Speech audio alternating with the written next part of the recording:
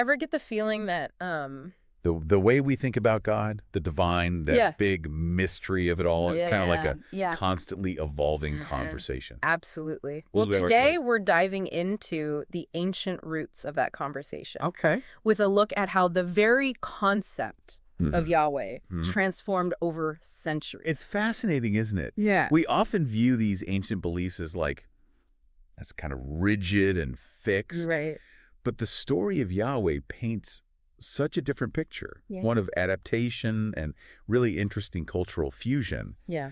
And our main source for this deep dive, the Urantia Books, paper 96, gives us this incredible, almost like insider view of how the ancient Hebrews went from a belief system teeming with spirits, like, spirits everywhere, to something radically different. Okay, so paint that picture for us. Okay. What did that spiritual landscape actually look like for the early Semites?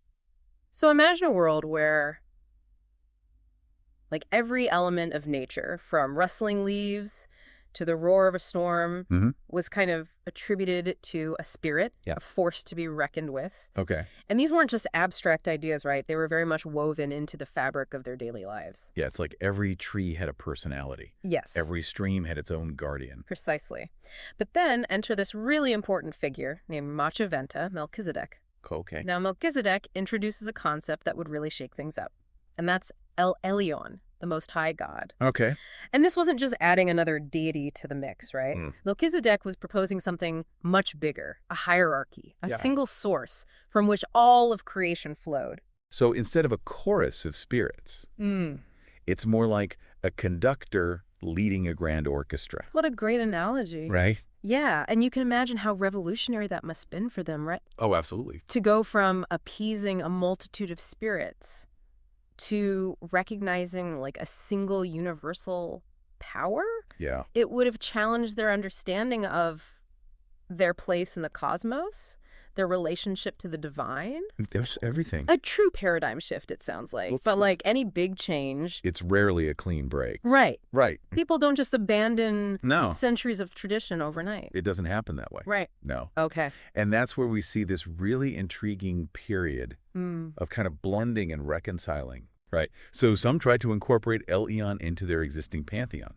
And this leads to this fascinating tension between the old and new beliefs. Right. And it's against this backdrop that we see the rise of Yahweh, who would later become so central to the Hebrew faith. Yahweh, who, if I'm remembering correctly, started as just one God among many, albeit one. Associated with a very particular location. Yes, Mount Horeb, which, as you may know, wasn't your average mountain. We're talking about an active volcano. Okay. Now imagine you're an ancient Hebrew, and you're witnessing the raw power of this volcano. The earth trembling, fire raining from the sky. Yeah. Wouldn't that make you pay attention? It would definitely make you rethink your stance on volcano sacrificing. Right. So it's easy to see how Yahweh, initially a local deity tied to this awe-inspiring force of nature, begins to gain prominence. Right. But how do we get from volcano god to this concept of a universal God? This is where the story takes an intriguing turn. And a pivotal figure enters the scene, Moses. Moses, right. He's often remembered for like the 10 Commandments. Right. But, you know, his influence on this concept of Yahweh, it runs so much deeper. Okay. See, Moses was really uniquely positioned to bridge that gap between those old beliefs and this new idea of El Elyon. Okay.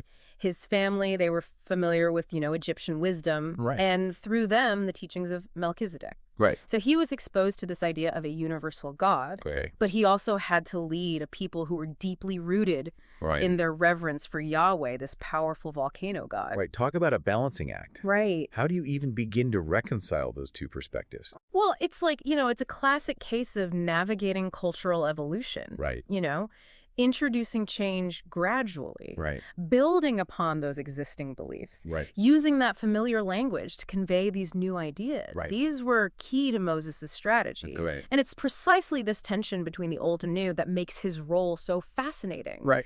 He didn't present completely foreign God, right? Right.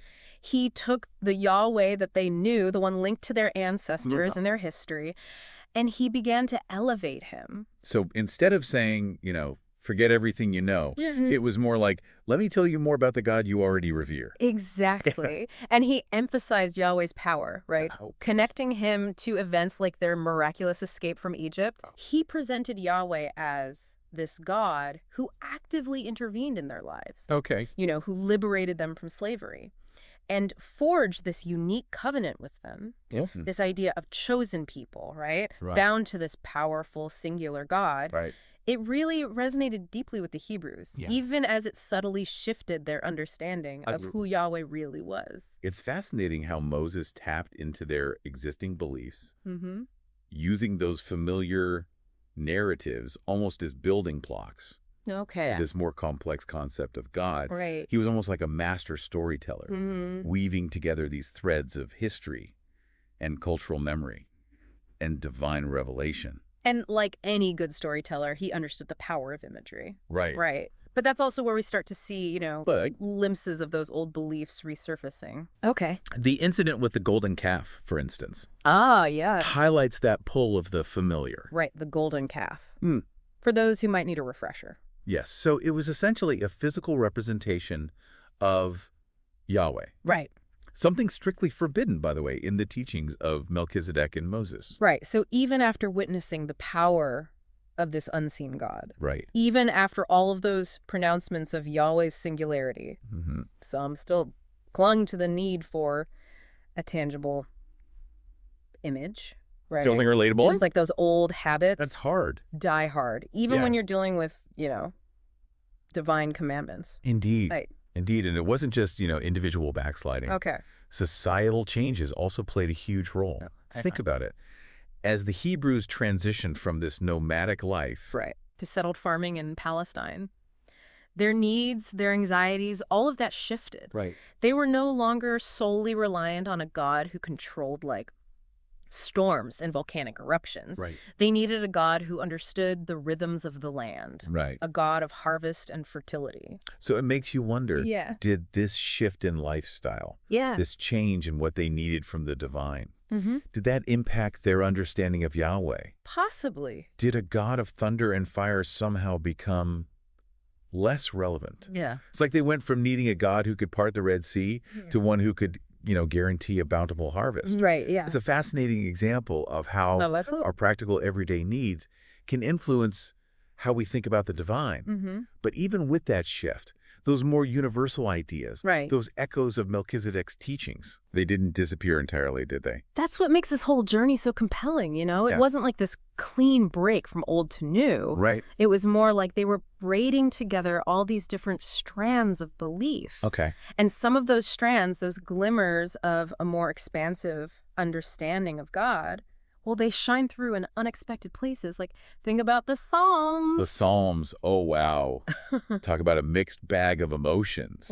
You've got everything in there. Joy, despair, gratitude, anger, awe. It's true. It's this really raw and honest reflection of the human experience. And within those verses, written over centuries by all these different voices, we see the evolution of Yahweh, reflected back at us. So in some passages, he's still that mighty warrior, the God of storms. But then you stumble upon these lines like, the Lord is compassionate and merciful, slow to anger, abounding in love. It's like catching glimpses of a God who transcends those earlier, more limited depictions.